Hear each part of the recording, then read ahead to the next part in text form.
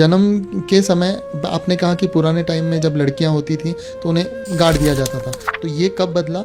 और जब लड़का या लड़की अब भी होते हैं तो उनके ऊपर कोई रिचुअल्स किए जाते हैं क्या? जैसे मैं सिर्फ एक रेफरेंस देने के लिए, हिंदुओं में कहीं कहीं मुंज की जाती है, यानी कि सर के बाल मुंडवाए जाते हैं, मुंडन किए जाते हैं, और कहा जाता है कि जब शादी होगी तब वो उल्टा उसका रिचुअल होता है कि आप अभी ब्रह्मचार्य से गृहस्थ जीवन में जा रहे हो, तो वैसा कोई है क्या रिचुअल आपका? इस्लाम के आने से पहले, प्रॉफेट सल्लल्लाहु अलैहि वसल्लम के ज़माने से पहले जो कंपेनियंस थे उनका जो दौर था उसे ज़माने जाहिलियत कहते हैं, द एज ऑफ इग्नोरेंस। तो उस दौर में जब लड़की पैदा होती तो उसे जिंदा ज़मीन के अंदर दफन कर दिया जाता था। तो प्रॉफेट सल्लल्लाहु अलैहि वसल्लम ने कहा कि आज के बाद खबरदार कोई अपनी बेटी को कत्ल नहीं करेगा, कि अल्लाह फरमाता है कि रिस्क हम देने वाले हैं, तुम देने वाले नहीं हो।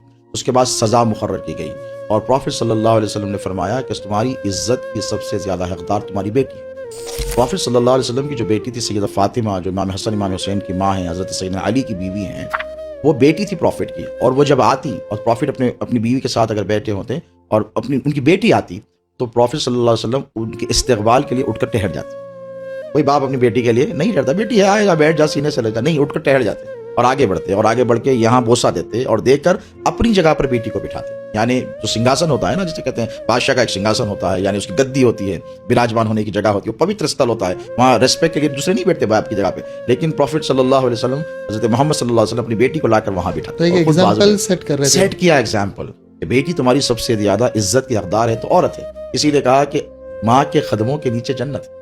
माँ चाहे कोई ऐसी भी हो लेकिन उसके कदमों के नीचे सारा स्वर्ग जो है एक मुसलमान का वो माँ के कदमों के नीचे है।